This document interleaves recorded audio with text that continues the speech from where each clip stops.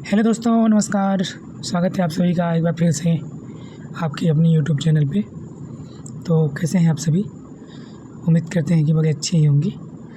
तो एक बार फिर से हम आ चुके हैं आप सभी के बीच में 100% रियल क्वेश्चन के साथ आरआरबी एनटीपीसी एग्ज़ाम 2025 के 14 अगस्त सेकेंड शिफ्ट को लेकर। तो चलिए एकदम रियल क्वेश्चन और आंसर के साथ, और साथ ही साथ हम लोग रिलेटेड क्वेश्चन भी कराते चलेंगे जो आने वाले शिफ्टों में आने की संभावना है। ठीक है, तो हमारे साथ अंत तक बने रहिएगा। और वीडियो को पूरा देखने के बाद अगर आपको लगा हो कि हमने सही एनालिसिस कराया है और आपको लगा है कि अगर हमने इस वीडियो में मेहनत किया है, तो आप इस चैनल को सब्सक्राइब करके बेल आइकन को प्रेस कर लीजिए। ठीक है, तो चलिए उम्मीद करते हैं आप हमारी बातों को समझ गए होंगे और हमारे साथ पूरा वीडियो देखेंगे। और जिनका एग्ज़ाम था वो कमेंट में हमको बताएंगे कि हमने रियल क्वेश्चन कराया है या नहीं। ठीक है, जिससे और सभी भाइयों को भरोसा हो जाए। ठीक है, और वीडियो आने में लेट होती है, पीडीएफ तैयार करने में बहुत टाइम लगता है दोस्त। तो आप लोग हमारी मेहनत के लिए कम से कम एक लाइक सब्सक्राइब तो ज़रूर करेंगे, ऐसा हम उम्मीद करते हैं आप सभी से। तो चलिए आपका टाइम वेस्ट ना करते हुए शुरू करते हैं आज का पहला क्वेश्चन। तो आज का पहला क्वेश्चन पूछा गया था, किसी राज्य में कानून लागू करने के लिए किसकी सलाह मान्य होती है? तो इसका सही आंसर हो जाएगा, 4 ऑप्शन दिए थे इसका, तो इसका जो राष्ट्रपति है इसका सही आंसर हो जाएगा। ठीक है, और इसके बारे में डिटेल हम लोग जानेंगे। किसी राज्य में कानून लागू करने के लिए गवर्नर जो राष्ट्रपति के प्रतिनिधि होता है, जो राज्य का राज्यपाल होता है वो राष्ट्रपति के प्रतिनिधि होता है, की सलाह या मंजूरी मान्य होती है, न कि सर्वोच्च न्यायालय, न कि प्रधानमंत्री, न ही राष्ट्रपति या संसद। ठीक है, तो इसका सही आंसर क्या हो जाएगा? इसमें ऑप्शन शायद नहीं दिया था गवर्नर, तो सही आंसर इसका राष्ट्रपति हो जाएगा। ठीक है, जो राष्ट्रपति लगा के आए होंगे उनका सही होगा। ठीक है, कन्फ्यूजन मत होइएगा आप लोग। अगला क्वेश्चन वहाँ पूछा गया था, रेडियो संक्रियता का मान कितना होता है? रेडियो संक्रियता का मान कितना होता है?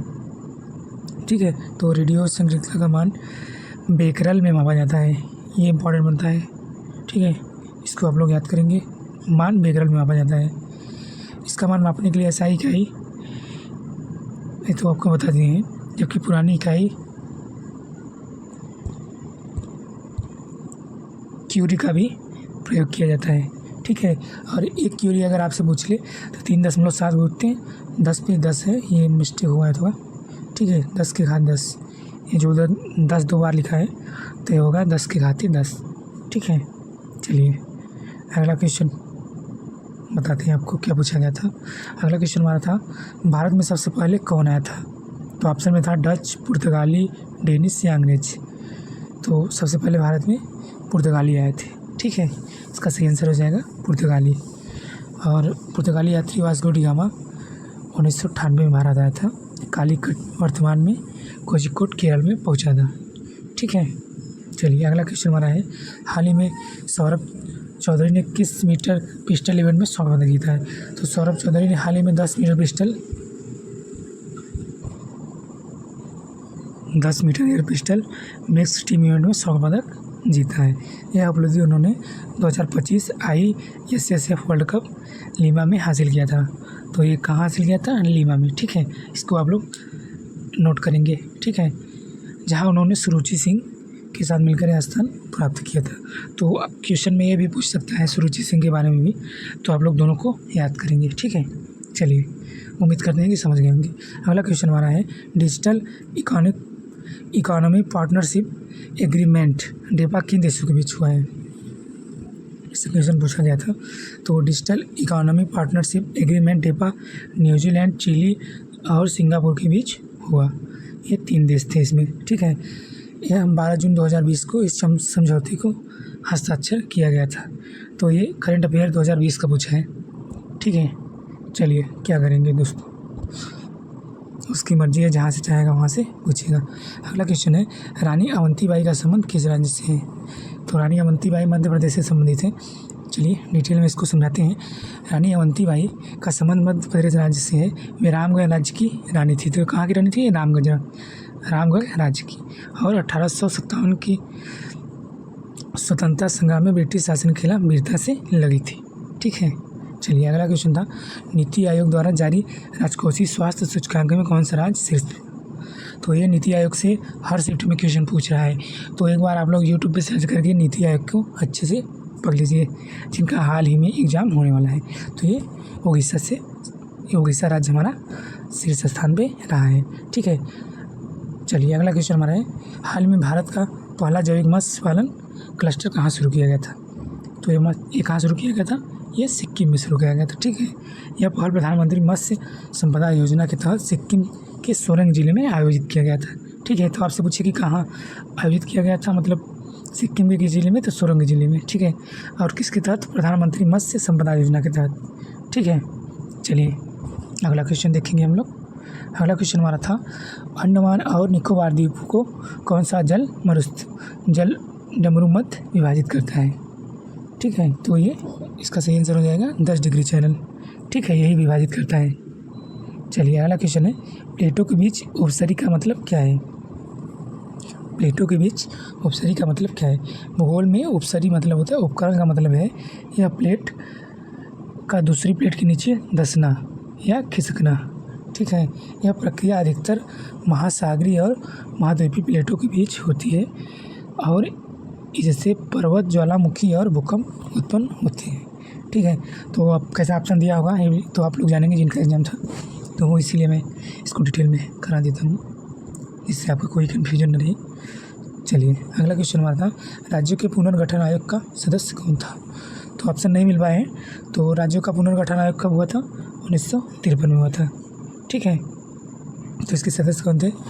एक थे फाजा ललित थे, इसके अध्यक्ष थे, और KM पनिक्कर थे, सदस्य थे। ठीक है, और एक थे HN कुंजरू। ठीक है, ये भी सदस्य थे। तो इन्हीं में से कोई एक ऑप्शन होगा, वही हमारा सही हो जाएगा।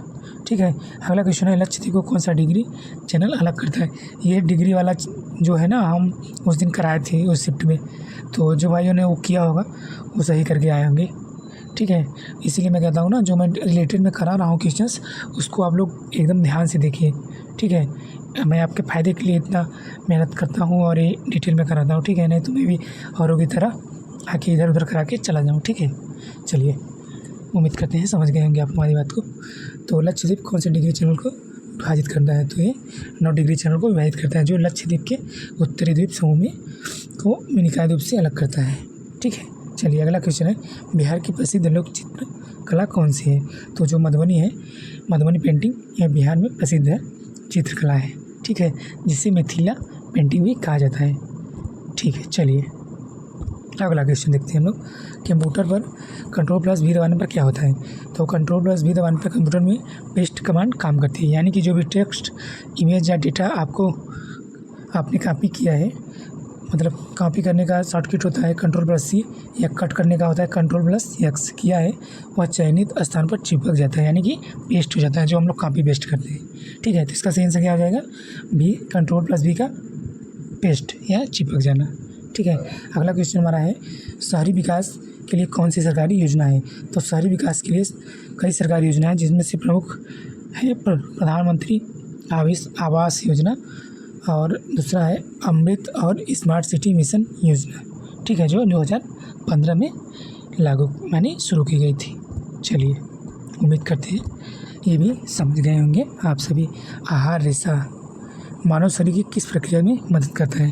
तो आहार रेशा मुख्य रूप से पाचन और उचित मल त्याग करने में मदद करता है। तो या तो ऑप्शन में दिया होगा पाचन, या तो उचित मल त्याग करना। ठीक है, तो यही दो में से इसका सही होगा, या तो दोनों भी दे सकता है। चलिए, ये तो आप लोग अच्छी तरह जानते होंगे जिनका पेपर था।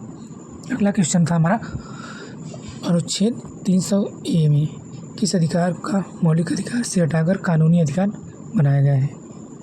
तो अनुच्छेद 300A में संपत्ति का अधिकार को मौलिक अधिकार से हटाकर कानूनी अधिकार बनाया गया है। परिवर्तन 44 में संविधान संशोधन 1978 में किया गया था। ठीक है, तो इससे रिलेटेड फैक्ट आप लोग याद करते ही चलेंगे, एकदम अनिवार्य है। जो मैं करा रहा हूँ वो आने वाले शिफ्ट में ज़रूर आने वाले हैं, जिनका 2-4 दिन में एग्ज़ाम है। ठीक है, चलिए अगला क्वेश्चन हमारा पूछा गया था, SC/ST महिलाओं के लिए पंचायती राज में आरक्षण किस अनुच्छेद में दिया गया है? तो पंचायती राज में SC और ST महिलाओं के लिए आरक्षण प्रावधान 243D में दिया गया है। जो हमारा अनुच्छेद 243D है उसमें दिया गया है। यह प्रावधान 73वें संविधान संशोधन अधिनियम 1992 के तहत जोड़ा गया है। अगर आपसे पूछ लेता है कि किस संविधान संशोधन के द्वारा जोड़ा गया है तो ये 73वां संविधान संशोधन। ठीक है, तो कब जोड़ा गया है? 1952 में। चलिए, और इसके बारे में और जान लीजिए। इसमें पंचायतों में कुल सीटों का 1/3 भाग महिलाओं के लिए आरक्षित है, जिसमें SC और ST महिलाओं का आरक्षण भी शामिल है। ठीक है, चलिए उम्मीद करते हैं कि ये भी समझ गए होंगे। अगला क्वेश्चन हमारा पूछा गया था 1869 में आवर्त सारणी जो हमारा पीरियडिक टेबल है किसने बनाई थी? तो ये 1869 में आवर्त सारणी बनाई थी दमित्री मेंडलीव ने बनाई थी। उन्होंने तत्वों को उनके परमाणु द्रव्यमान के आधार पर व्यवस्थित किया और भविष्य में खोजे जाने वाले तत्वों के लिए खाली स्थान भी छोड़े। और अभी बात कर लेते हैं हेनरी मोजलो ने 1913 में आधुनिक आवर्त सारणी बनाई थी। ठीक है, तो इसके बारे में भी आपसे पूछ सकता है, तो इसको भी आप लोग ध्यान में रख के चलेंगे। और उन्होंने तत्वों को उनके बढ़ते परमाणु क्रमांक के अनुसार व्यवस्थित किया, जिससे तत्वों के गुणों को बेहतर ढंग से समझा जा सकता है। ठीक है, चलिए आगे देख लेते हैं। अगला क्वेश्चन हमारा था SDI। ये क्वेश्चन हमने कल ही कराया था, तो जिन भाइयों ने कल किया होगा, हमारा कल शायद सेकेंड शिफ्ट में आया था क्या ये, तो वो लोग अगर वीडियो देखे होंगे तो ये सही करके आएंगे। तो इसका सही आंसर हो जाएगा ऑप्शन नंबर भी 0.685 पॉइंट। ठीक है, चलिए। भारत का स्थान 130वां नंबर था 193 देशों में। ठीक है, ये हमने कल कराया था। चलिए, डिटेल में कराया था, आ भी गया। चलिए, अगला क्वेश्चन हमारा है ASCII का फुल फॉर्म क्या होता है? ऐसा क्वेश्चन पूछा गया। तो इसका फुल फॉर्म होता है American standard code for information interchange. ठीक है, चलिए अगला क्वेश्चन हमारा है अलाउद्दीन खिलजी ने बाजार नियंत्रण नीति क्यों लागू की थी? चलिए बताते हैं इसके बारे में। अलाउद्दीन खिलजी ने बाजार नियंत्रण नीति मुख्य रूप से अपनी विशाल सेना के लिए कम कीमतों पर आवश्यक वस्तुओं को आपूर्ति सुनिश्चित करने और विद्रोह को रोकने के लिए लागू की थी। इसके अतिरिक्त इस नीति का उद्देश्य जमाखोरी और कालाबाजारी को रोकना और राज्य की आर्थिक स्थिरता को बनाए रखना। तो ये जो अलाउद्दीन खिलजी था, ये क्या करता था कि अगर कोई भी व्यापारी वो कम वजन तोलता था तो ये उसकी भरपाई कैसे करता था जानते हैं? वो उस व्यापारी की मांस काट कर, जितना वो कम दिया होगा, कम तोला होगा, उतना ये मांस काट कर उससे भरपाई करवाता था। ठीक है, चलिए अगला क्वेश्चन हमारा पूछा गया था 42वां संविधान संशोधन। मोस्ट इम्पॉर्टेंट क्वेश्चन होता है ये। अगर आपने ये नहीं पढ़ा अच्छे से तो कुछ नहीं पढ़ा है। ठीक है, ये ऐसा है कि हर एग्जाम में पूछता है इससे क्वेश्चन। ठीक है, चलिए अगला क्वेश्चन हमारा है, चलिए यह क्वेश्चन है हमारा। तो इसके बारे में आपको बताते हैं। जो 42वां संविधान संशोधन है हमारा, तो शिक्षा को जो जोड़ा गया था 5, ये शिक्षा, वन, वाट और माप, जंगली जानवरों और पक्षियों का संरक्षण और न्याय प्रशासन को राज्य सूची से समवर्ती सूची में जोड़ा गया था। ठीक है, चलिए उम्मीद करते हैं समझ गए होंगे। अगला क्वेश्चन था हमारा उत्तर पूर्वी भारत में निम्न में से कौन सी जनजाति निवास करती है?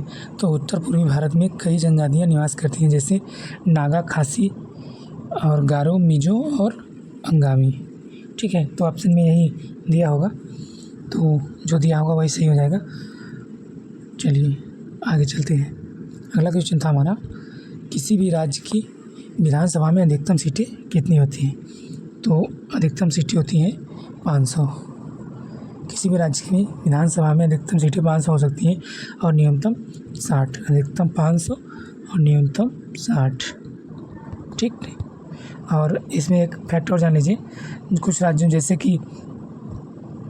कि सिक्किम, गोवा और मिजोरम विधानसभा सदस्यों की संख्या 60 से कम है, क्योंकि संसद ने विशेष परिस्थितियों में ऐसा करने की अनुमति दी है। ठीक है, तो ये जो हमारे 3 राज्य हैं इनमें 60 से कम सीटें हैं। ठीक है, चलिए अगला क्वेश्चन देख लेते हैं हम क्या पूछा गया है। हरियाणा में ऑपरेशन शील्ड किस मंत्रालय के द्वारा शुरू किया गया था? तो ये ऑपरेशन शील्ड नामक सिविल डिफेंस अभ्यास केंद्रीय गृह मंत्रालय के मार्गदर्शन या उसके द्वारा शुरू किया गया था। ठीक है, तो इसका सही आंसर क्या हो जाएगा? गृह मंत्रालय। ठीक है, अगला क्वेश्चन हमारा पूछा गया था 2025 में राष्ट्रीय मतदाता दिवस कितने नंबर का मनाया गया था?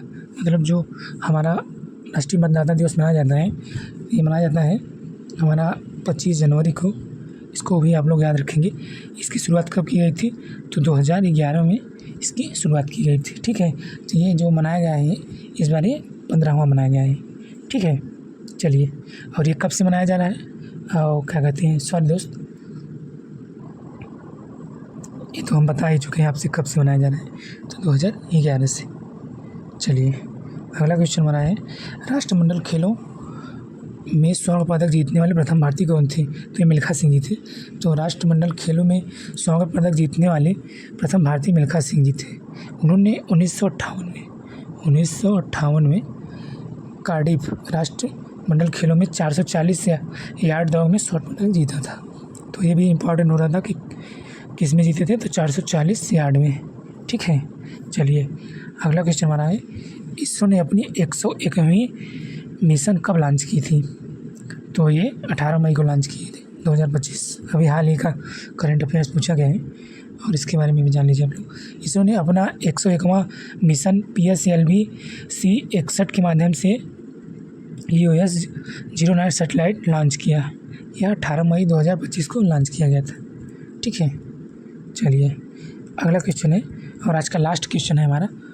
तो लास्ट क्वेश्चन से पहले यही कहेंगे कि आप लोग अगर यहाँ तक वीडियो देखे हैं, अगर आपको लगा हो कि हमने एकदम सही से क्वेश्चन कराया है, तो आप लोग हमारे चैनल को सब्सक्राइब करके हमें सपोर्ट करिए, हमें थोड़ा सा मोटिवेट करिए। आपका एक लाइक, एक सब्सक्राइब और एक कमेंट हमें वीडियो बनाने के लिए और प्रोत्साहित करेगा।